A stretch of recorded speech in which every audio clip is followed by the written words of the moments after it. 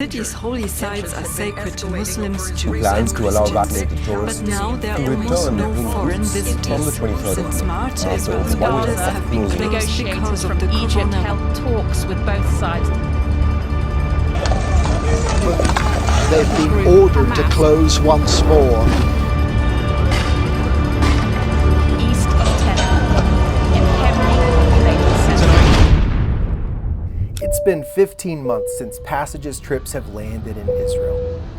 During that time, Israel has experienced a global pandemic, with borders closed and multiple shutdowns aimed at controlling the virus. On top of that, recently over 4,000 rockets were fired into Israeli cities by Hamas, and there was widespread domestic unrest. Now that the borders are starting to open back up, passages, along with our friends at the Fearless Project, are back for our first trip since March of 2020. We're here to show support for our friends and also to resume what we love to do. Just landed. It's been 18 months since I've been to Israel, 15 months since Passages has been to Israel. We're back, Israel. We're so excited. To say we're excited to be back in the land we love is an understatement. We're boarding the bus and we're ready to hear from our guide Shai, who will give us a foundation for what we'll be experiencing over the coming days. I think the biggest hit, which is not necessarily understood, is how much the trust that has been building over time between these populations has been almost destroyed in the process of a 2-week period. People that lived side by side all of a sudden are looking at the other and saying, wait, I don't really know these people. Answer them at this point. But what we're going to try and do is basically get to the bottom of where these massive areas of conflict were. And so there's a lot that we're doing that nobody else is doing. Let's be honest about this. This is not your regular tour. And there's a reason for it, I think. It's an attempt to try and get to the bottom of what is really going on and how does it feel to walk around in Israel. We're making our way to the city of Lod to hear from some local residents who were impacted by rioting during the conflict. Okay, so early May 10th, we had riots starting here. It started all over Israel. And at the same time having rockets fired at us from Gaza, we had riots starting here in Lod. It lasted for 4 days. For those 4 days, 8 synagogues were ransacked, 2 of them were burned. Hundreds of cars, about 300 cars, Jewish-owned cars, were torched. 5 apartments have been looted, looted, and 1 of them was burned, as you saw before. People in Lod, and especially in the neighborhood we're in Ramat Eshkol, have been built slowly building trust with each other.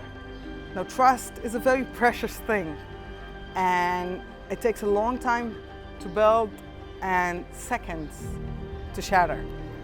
I do know it has to be a very long process. It will not happen overnight, or over a month, or over a year. After hearing from Ayelet in Lod, we'll also hear from Yoav, whose family owns a computer repair shop right next to a tire shop owned by an Arab family. Basically, riots has started around Lod. Lots of people out of Lod just came inside and lit the fire of hate, I can call it, and also some fire in our businesses. So they tried to burn his business. We believe that there were like Jewish riots, people, whatever. And then it also burned our place. So both shops were burnt. That when the people don't live together, Jewish and Arabs, when they live separately, this is where the hate grows. Yeah, I don't know. I just hope for better days and better choices of other people. After hearing about the heavy impact in Lod, we're headed to Ashkelon, a city that had almost 1,000 rockets fired at it, to hear from our friend Roz, who lives close by in a community directly bordering the Gaza Strip. There's one message I want to share with everybody is that needs to be changed. Something must be done differently. It's impossible, from my point of view, to accept the fact that a state, any state, should accept the fact that 4,500 missiles are being launched from a neighboring entity. And once who tries to fight back and protect its people are being condemned. And then we're being dragged into a whole round of conflict, and then there's violence, and there's bloodshed on both sides. Okay, it's a bad, and that's what I'm saying. War is bad for everybody on both sides. I'm not wishing war, but we have to understand what brought us to this war to begin with. And the amount of anti-Israel media this time also blew my mind. It was a wall-to-wall condemning of Israel. Why are we attacking? And there was a wall-to-wall ignoring of what happened beginning, and that, I think, what's kept me speechless. I said, okay, I'm Don Quixote now fighting wind. We were deeply moved after being with Raz and hearing his experience during the conflict. We're now driving to the Negev desert to meet with Amal, a Bedouin woman who's an advocate for coexistence, and hear her thoughts on the recent conflict. So, first of all, a great disappointment in this whole situation. Her husband's family are traditional Bedouins that live out in the desert. And they have expressed that this situation has been different than any other in the past. Children are children. Children here and children there, they're all children at the end of the day, right? How is this war doing anything positive, any sort of what is this actually providing, this war? She says, let the moderate people on both sides run this and they will solve it. In other words, instead of the extremists. And at the end she said, it's the leaders on both sides that are complicating the matter and making it what it is. We're headed to the Animal Assisted Therapy Center in Sderot, near the border with the Gaza Strip. Here, the center serves people from every background who have experienced PTSD due to rocket fire. This place is part of the Resilience Center of Sderot. We have an animal assisted therapy center. It's a place that children and also adults, not just children, come to take treatment.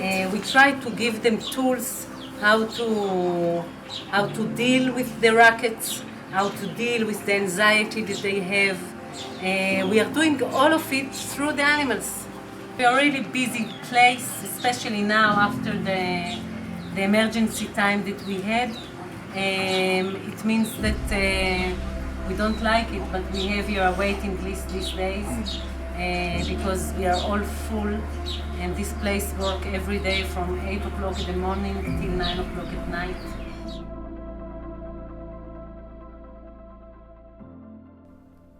Today we're making our way to Tel Aviv, where we'll hear from Ashager Araro, an Ethiopian Jew, restaurant owner in Tel Aviv, and social activist. The last month in Israel was very, very stressful. I feel like all woundeds of Israel society have bubbled up, and there was a huge tense both outside of Israel with the conflict with Gaza and inside Israel, inside our society. And a lot of the things that we believe in and our values were tested and shaken, come together as a community and society with all our difficulties, with all the work we need to do. And there's a lot of work to do inside Israel society, but we're always hopeful. We're always hopeful, and we choose hope, and we choose togetherness, and we choose coexistence as a way of life. For me, the next stage is continue doing the educational work. And we choose to protest positively in educating people, getting to our culture, understanding what we are going through, and just learning our stories. Because stories, in the end of the matter, stories matter, and stories can make a change.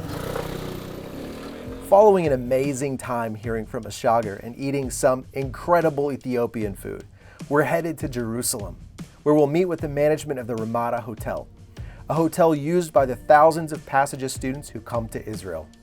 They've been closed since the beginning of the pandemic, and we know they'll be thrilled to see the first bus of tourists pull up since March of 2020. Well, the significance about today, Scott, is there was a miracle. And there were 15 real guests coming into our hotel, which is your Passages group, after almost a year and a half that the hotel was shut down. I'm sure that everybody knows that in March 2020, the world was attacked. The world was changed due to the pandemic, and we had also taken part of that, and both hotels, the Ramada and the Royal, were closed. 606 rooms were shut down. 450 employees were sent home for an unpaid leave. And since then we are, in a limbo. And we had peaks and shoulders and periods of crisis throughout our career.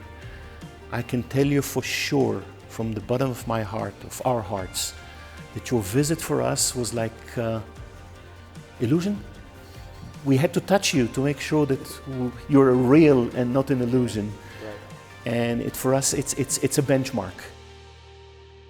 Psalm 122, 6-9 has been a powerful scripture for our trip.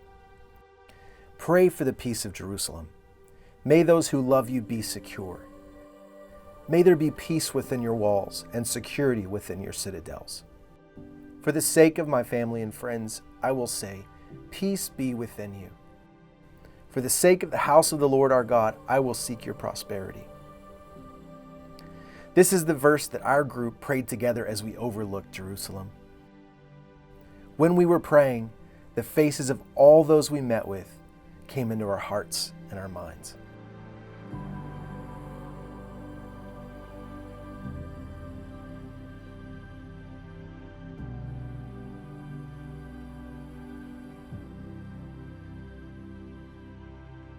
On this tour, we really just wanted to hear real stories from real people that experienced what they did during the most recent war. And we ended up doing that a lot of the time around meals, in Bedouin towns, in Jewish homes. There was something meaningful about hearing these very raw, real, intense, challenging stories while sharing food together. We met from such a diverse array of people here on the ground, and we heard such diverse life stories. And really the one thing is that despite all of the challenges that were faced in this country throughout the past year and a half, and even the 2 years since I've been here, the spirit of the Israeli people is still the same. It's unbroken, it's unwavering, and that's something that's super inspiring to me. From talking to numerous people all throughout this wonderful country is the optimism. And frankly, I wasn't ready for that. I wasn't expecting optimism, but it struck me. People that had rioting in their streets just a week before, they were optimistic about the future. Of course, we've heard diverging views. We've heard what perhaps many of you have seen in the media, but above all those things, we've also heard individuals very much sensible of the other. After 15 months of not having students on the ground, I'm reminded of why it's so important to come to Israel and see firsthand all this land has to offer, and to hear the stories of the people living here. I'm eager to bring students back this year, to bring the next generation of Christian leaders back to the land where their faith was born, and to a place that is teeming with life, ingenuity, challenges, and resilience. I'm ready to bring students back to the wonder, adventure, and miracle that is Israel.